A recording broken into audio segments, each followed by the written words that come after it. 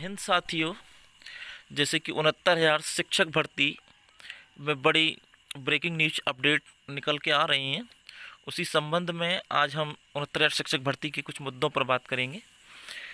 69,000 शिक्षक भर्ती में शुरुआत से ही बहुत सारी अनियमितताएं देखने को मिली हैं, चाहे वो भ्रष्टाचार को लेकर हो, ओवरलैपिंग का मुद्दा हो, 2015 बीटीसी थर्ड सेमेस्टर अपीयरिंग वालों का मुद्दा हो, तमाम मुद्दे आते ही रहे हैं।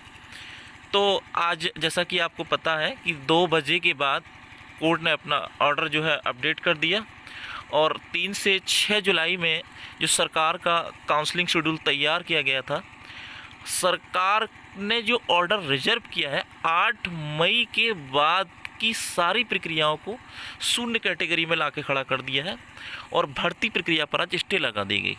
कुछ जिलों पर आज काउंसलिंग हुई कुछ समय तक, लेकिन ऑर्डर आते ही सभी काउंसलिंग डाइटों पर या जहां भी काउंसलिंग के दफ्तर या काउंसलिंग हो रही थी उन सभी जगह पर ऑर्डर फैक्स करने के बाद तुरंत काउंसलिंग को रोक दिया गया।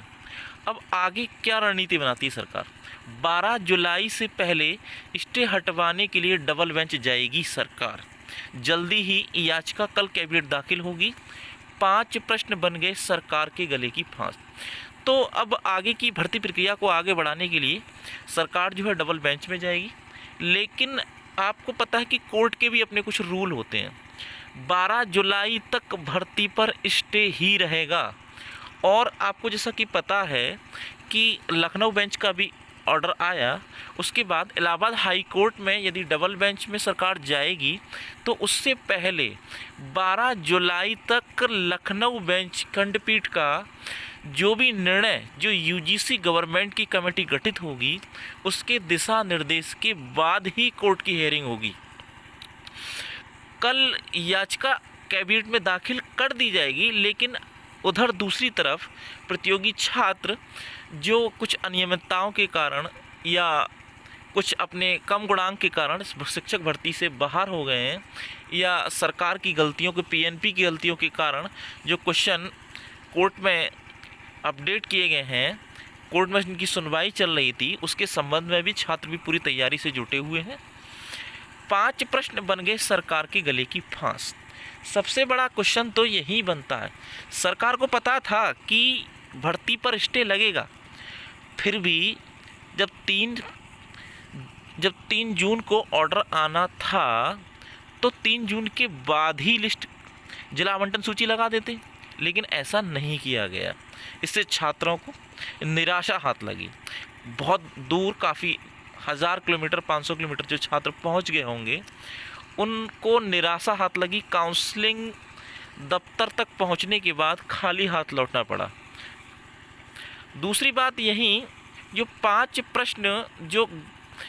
प्रश्न सरकार के गले की फांस बन चुके हैं, उसमें कुछ छात्रों का ये भी कहना है कि जो 3 प्रश्न सरकार ने जिन पर कोई विवाद ही नहीं था उन प्रश्नों को हटा क्यों दिया गया, मतलब कॉमन अंक क्यों दे दिए गए सबको।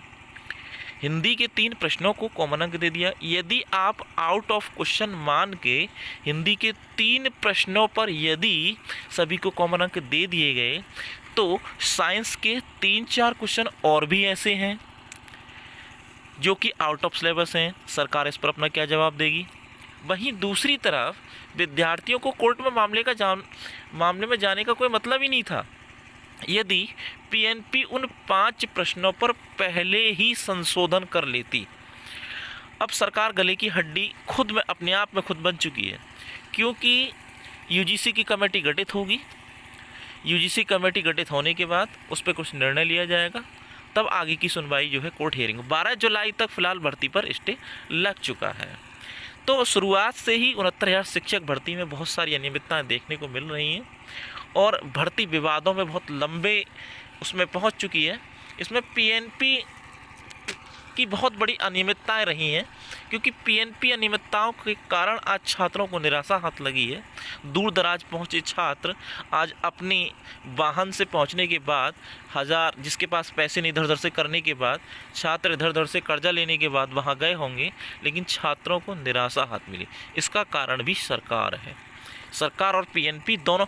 अब इसमें ये है कि विषय विशेषज्ञ जब पेपर बनाते हैं तो इन चीज़ों को ध्यान में रखा जाता।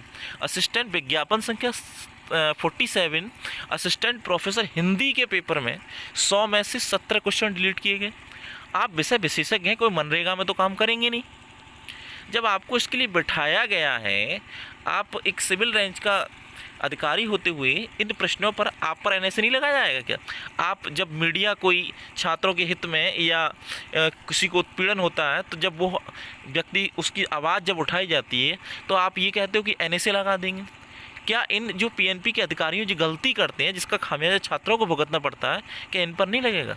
दूसरी बात, यहाँ विरोधी टीम जो भी है, सरकार जब डबल बेंच जाएगी तो विरोधी टीम भी तो तैयार होए। दूसरी चीज़ यही है कि जब पीएनपी को लखनऊ खंडपीठ में ही प्रश्नों का जवाब का स्पष्टीकरण सही से नहीं दिया गया तो डबल बेंच में क्या होगा? जो चीज़ गलत है वो गलत है। तो इसमें जो है निराशा हाथ लगी और इस निराशा के कारण ही ये भर्ती प्रक्रिया लंबे अरसे के लिए टल चुकी है। भर्ती प्रक्रिया में अब काफ़ी टाइम लगेगा क्योंकि सिंगल बेंच के बाद डबल बेंच जाएगी, डबल बेंच में हियरिंग होगी, कोर्ट का निर्णय तब निकल के आएगा, तब सारी प्रक्रिया 8 मई के बाद, क्योंकि कोर्ट का ऑर्डर आया, तो कोर्ट का जब आज ऑर्डर आया तो उसमें साफ कह दिया गया कि 8 मई से अब तक की सारी प्रक्रियाओं को शून्य कैटेगरी में डाल दिया। कहने का मतलब सारी प्रक्रियाओं पर पानी फिर चुका है। तो 5 प्रश्न, उन 5 प्रश्नों में से उन पर संशोधन पहले ही कर लिया जाता तो ये आज नौबत ना आती। तो जय हिंद साथियों, आगे की वीडियो में लेकर आऊँगा। Please like and subscribe.